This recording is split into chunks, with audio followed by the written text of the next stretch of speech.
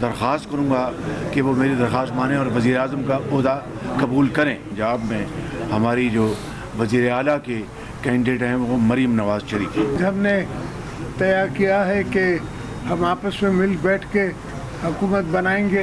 ये नहीं है कि हम चाहते हैं कि पीटीआई रिकन्सिलिएशन में ना आए, वो भी आए। हर पॉलिटिकल फोर्स रिकन्सिलिएशन में आए, हमसे बात करे। इकोनॉमिक एजेंडा हमारा कॉमन हो, डिफेंस एजेंडा हमारा कॉमन हो, हर चीज़ कॉमनैलिटीज़ लेके हम चलें। इत्तेहादियों को वजारत उस्मा के लिए मुस्लिम लीग नून पर भरपूर एतमाद। चौधरी शुजात के घर इत्तेहादी पार्टियों की बड़ी बैठक। वजारत उस्मा के लिए मुस्लिम लीग नून के हक में मुतफ़िक़ा फैसला। शहबाज शरीफ बोले, नून लीग के वज़ीर आज़म के उम्मीदवार नवाज शरीफ ही हैं। वज़ीर आला पंजाब की उम्मीदवार मरियम नवाज होंगी। दूसरे रहनुमाओं के साथ प्रेस कॉन्फ्रेंस में कहा, मईशत को अपने पांव पर खड़ा करना, महंगाई के खिलाफ लड़ना है, इख्तिलाफात खत्म करके कौम के आगे ले जाना है। आजाद उम्मीदवार अक्सरियत रखते हैं तो दिखाएं, कबूल कर लेंगे। तमाम पार्टियां मुशावरत से तमाम फैसले करेंगी। एक बार फिर सबको मिसाक़ मैशत की दावत देता हूं। धरनों और लॉन्ग मार्च का वक्त नहीं, पाकिस्तान को पांव पर खड़ा करने का वक्त है। आसिफ जरदारी ने कहा, मिलकर हुकूमत बनाएंगे, मुल्क को मुश्किलात से निकालेंगे। मुसालहत चाहते हैं, पीटीआई भी हमारा साथ थे। अवाम का भी कुछ भला होना चाहिए। आसिफ जरदारी ने पाकिस्तान खप्पे का नारा भी लगा दिया। चौधरी शुजात ने कहा, पहली तरजीह मैशत की बहाली होना चाहिए। खालिद मकबूल सिद्दीकी ने कहा, सब मिलकर जमहूरियत को मजबूत करेंगे। सादिक सिंजरानी ने कहा कि हम भी मुस्लिम लीग नून का साथ देंगे। अलीम खान बोले, ऐसे फैसले करना होंगे जो मुल्क और आवाम के मफाद में हो। बाद में शहबाज शरीफ मौलाना फजलुर रहमान के घर पहुंच गए। सियासी सूरत हाल पर मुशावरत।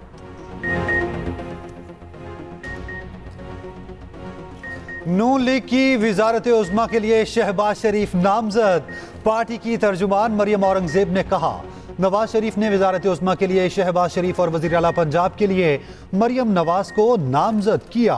नून लीगी कायद ने अवाम और ताउन करने वाली तमाम सियासी जमातों और कायदीन का शुक्रिया अदा किया। कायद नून लीग ने इस यकीन का इजहार किया, इन फैसलों के नतीजे में पाकिस्तान माशी खतरात, अवाम महंगाई से निजात पाएंगे। शहबाज शरीफ ने कहा, मरियम नवाज मुस्लिम लीग नून की तरफ से वज़ीर आला पंजाब की उम्मीदवार होंगी। पाकिस्तान के किसी भी सूबे की पहली खातून वज़ीर आला होंगी। पीपुल्स पार्टी हुकूमत में वज़ारतें नहीं लेगी, मुस्लिम लीग का वज़ीर आज़म का उम्मीदवार है एक्सेट्रा।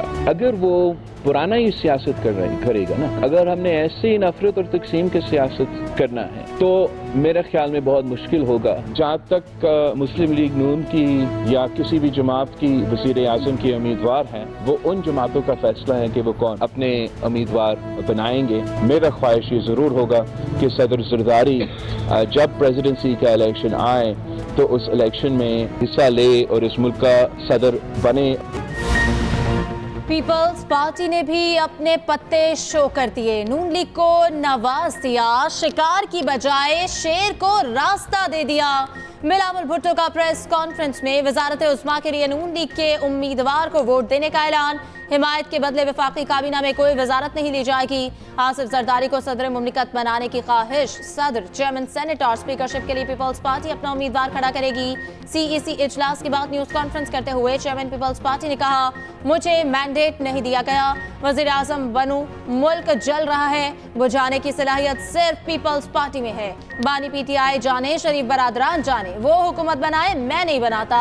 ये मुफाहमत नहीं, पाकिस्तान की मोहब्बत है, इसमें मेरा नुकसान जरूर होगा।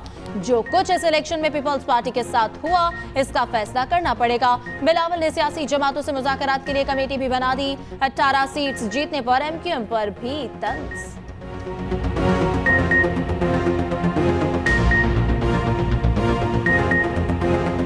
एमक्यूएम का 18 सीटें, रियली? कुछ इस इलेक्शन में एमक्यूएम ने वायलेंस अपनाया। जो दहशतगर्दी में मुलविस लोग थे, मुझे बताया गया, मुझे कोई सबूत नहीं है इसका, मुझे अब तशवीश करना, तफसील में जाना पड़ेगा। मुझे तो बताया गया कि जो इनके दहशतगर्द मिलिटेंट एलिमेंट थे, उनको भी आज़ाद करवाया गया इस इलेक्शन। तहरीक इंसाफ ने भी विफाक और 2 सूबों के लिए अपनी हिकमत अमली बता दी। विफाक और पंजाब में MWM के साथ हुकूमत बनाने का ऐलान। KP में जमात इस्लामी के साथ हुकूमत बनाई जाएगी। अली अमीन गंडापुर को वज़ीर आला KP नामजद कर दिया गया।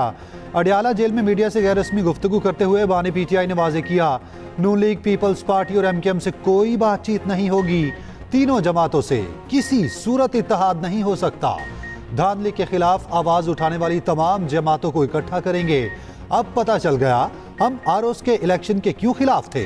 इंतखाबी नताइज को चैलेंज कर रहे हैं, सुप्रीम कोर्ट भी जाएंगे।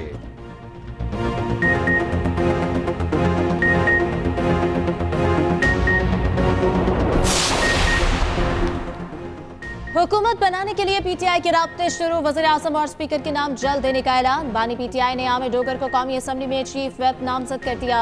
बैरिस्टर गौहर कहते हैं, अवाम के वोट की गिनती करें, जो नताइज हैं तस्लीम करेंगे। इल्जाम लगाया, हमारे लोगों को 20 से 25 करोड़ रुपए की ऑफर दी जा रही है। तर्जुमान PTI रऊफ हसन ने बताया, MWM और जमात इस्लामी से इत्तेहाद मखसूस नशिस्तों के लिए कर रहे हैं। बैरिस्टर गौहर, अली अमीन गंडापुर और आज़म सवाती का लियाकत बलोच से रब्ता, हुकूमत साजी पर गुफ्तगू।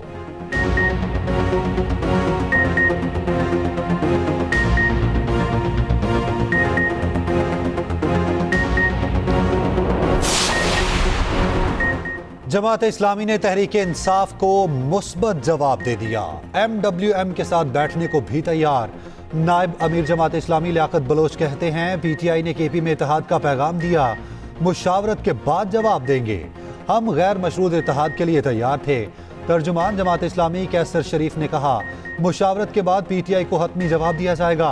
फॉर्म 45 के मुताबिक हम KP में 3 सीटें जीते हुए हैं। MWM ने तहरीक इंसाफ को वेलकम कह दिया। सरबराह MWM इलामा राजा नासिर अब्बास ने कहा, PTI के जीते हुए लोगों को खींचा जा रहा है, मुल्क को आगे ले जाने की बात करते हैं। फॉर्म 47 बेईमानी की गई।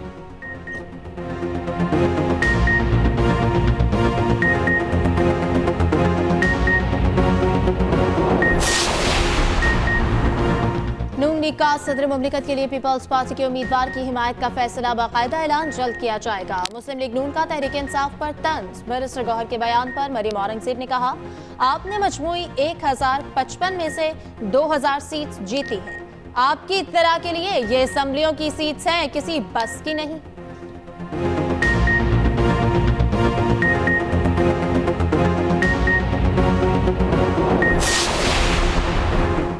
इंतखाबात की साख सिफर है, जो हुकूमत बनेगी वो चलेगी कैसे।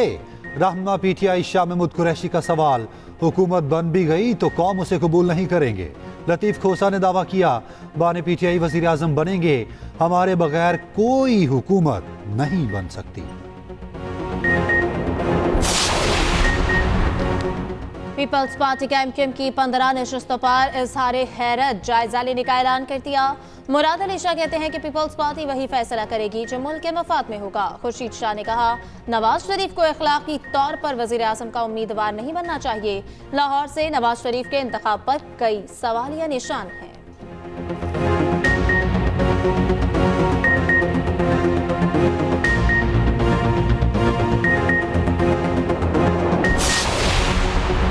इंतखाबात के बाद की सूरत हाल का जायजा। JUI की मरकजी मजलिस आमला ने सर जोड़ लिए।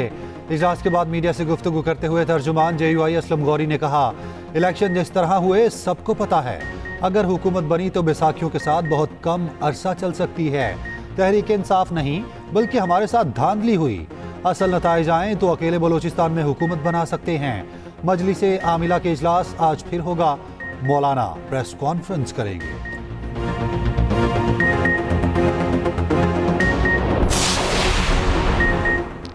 बिलावल भुट्टो हुकूमत का हिस्सा नहीं, लेकिन सदारत, स्पीकर, सेनेट, चेयरमैनशिप समेत सब चाहिए। MKM के रहनुमा फैसल सब्जवारी ने कहा, मुल्क को मौशी मसाइल से निकालने के लिए सबको मिल बैठना होगा। MKM ने इंतखाबी मुहिम सबसे ज्यादा चलाई। आसिफ जरदारी भी हमारे मरकज आते रहे। बिलावल भुट्टो को भी बिलाखिर हमारे पास ही आना होगा। मजीद कहा, सदारती इलेक्शन के लिए PP को हमारी जरूरत होगी। हमसे वोट मांगा तो मेरिट पर फैसला करेंगे।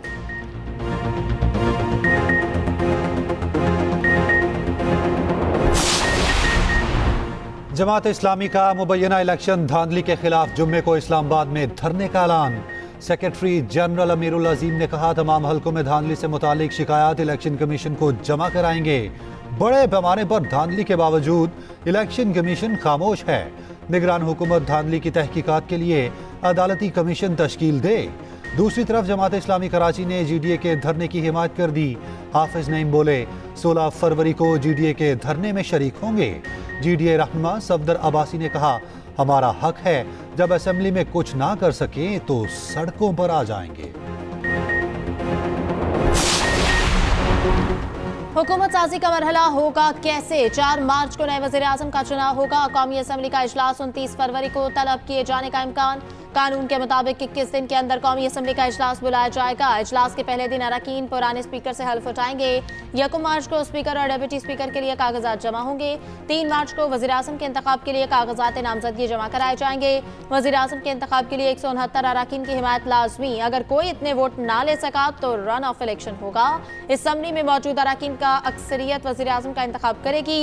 सूबों में भी वज़ीर आज़म और वज़ीर आला के लिए इंतखाब का यही तरीका है। 8 मार्च को सदारती इलेक्शन होगा। 12 मार्च को मौजूदा सेनेट के निस्फ अरकान रिटायर हो जाएंगे।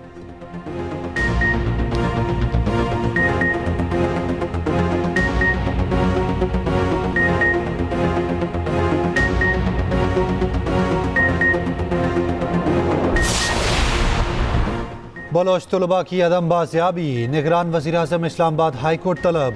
19 फरवरी को पेश होने का हुक्म। जस्टिस मोहसिन अख्तर क़ियानी ने रिमार्क्स दिए, जबरी गुमशुदगियों की सज़ाए मौत होनी चाहिए। मुलविस लोगों को सज़ाए मौत मिलनी चाहिए। निगरान वज़ीर आज़म पीर को 10 बजे खुद पेश हों, बताएं क्यों ना उनके खिलाफ मुकदमा किया जाए।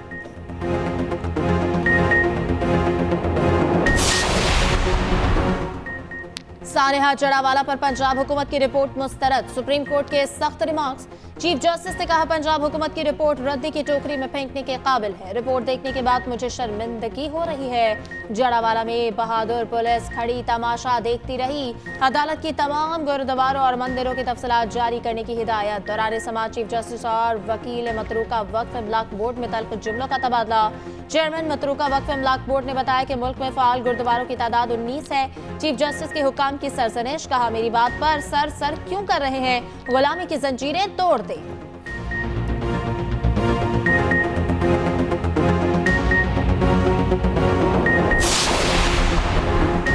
नवाज शरीफ, शहबाज, मरियम और हमजा की कामयाबी का नोटिफिकेशन जारी। इलेक्शन कमीशन ने लाहौर से कौमी असम्बली के 5 उम्मीदवारों को कामयाब डिक्लेयर कर दिया। अता तारड़, ओन चौधरी और अमीर मुकाम की कामयाबी का नोटिफिकेशन जारी।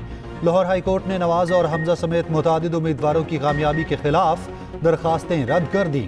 लाहौर हाई कोर्ट पिंडी बेंच ने भी सिमाबिया ताहिर और राजा बिशारत की पटिशन खारिज कर दी। तमाम दरखास्त गुजारों को इलेक्शन कमीशन से रुजू करने की हिदायत। सिंध हाई कोर्ट का भी दरखास्त गुजारों को इलेक्शन कमीशन से रुजू करने का हुक्म।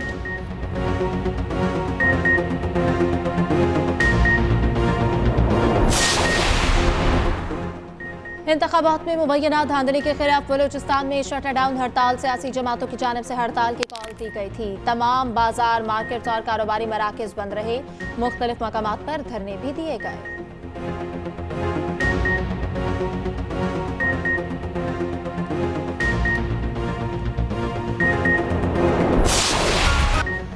HBL PSL ट्रॉफी की रुनुमाई का मुनफरिद अंदाज। मुल्की और गैर मुल्की घुड़सवार टीमों के परचम लेकर पहुंचे। खातून घुड़सवार की ट्रॉफी के साथ एंट्री। पोलो ग्राउंड लाहौर में शानदार तकरीब। चेयरमैन PCB मोहसिन नकवी कहते हैं, शायकीन क्रिकेट के ख्वाब पूरे करेंगे। इवेंट को शानदार बनाया जाएगा। टूर्नामेंट का आगाज 17 फरवरी से लाहौर के गद्दाफी स्टेडियम में होगा। लाहौर कलंदर्स और इस्लामाबाद यूनाइटेड में पहला मैच खेला जाएगा। टीमों की गद्दाफी स्टेडियम में प्रैक्टिस।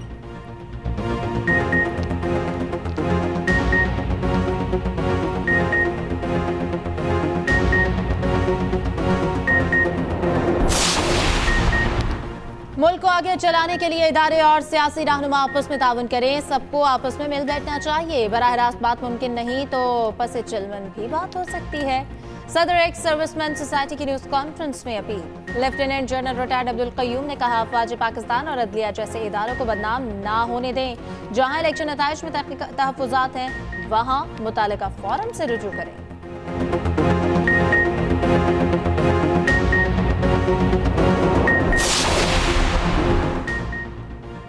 जुनूनी शख्स ने अपने ही हाथों अपना आशियाना उजाड़ दिया। चकवाल में सफाक मुलजिम ने बीवी, 2 बेटे और 2 बेटियों को कत्ल कर दिया, खुदकुशी कर ली। वारदात के बाद मुलजिम ने पहले पुलिस को फोन किया, फिर अपनी जिंदगी खत्म की।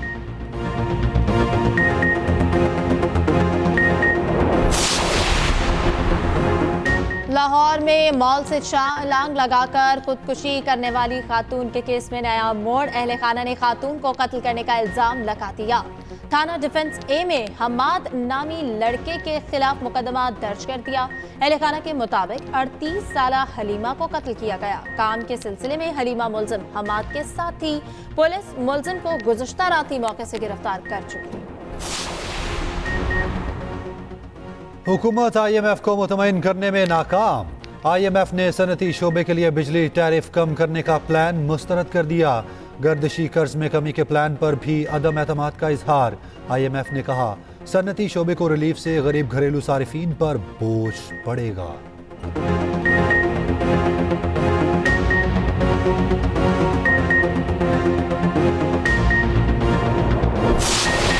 इस्राइली बर्बरियत उरूज पर 24 घंटे में मजीद 133 फलस्तीनी शहीद। रफा पर बदतरीन बमबारी, कुवैत अस्पताल में बड़े पैमाने पर तबाही। अमेरिका और बरतानिया के रफा की सूरत हाल पर तशवीश का इजहार।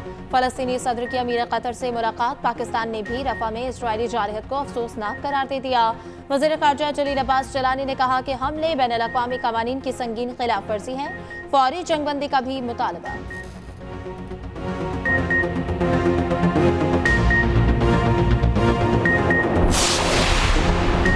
भारतीय किसानों ने दिल्ली का रुख कर लिया। मोदी के किसान दुश्मन पॉलिसियों के खिलाफ ऐलान जंग कर दिया।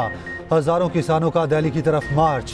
मुतादिद अजला में दफा 144 नाफिज। पुलिस किसानों पर टूट पड़ी। आंसू गैस की शेलिंग और बदतरीन लाठीचार्ज।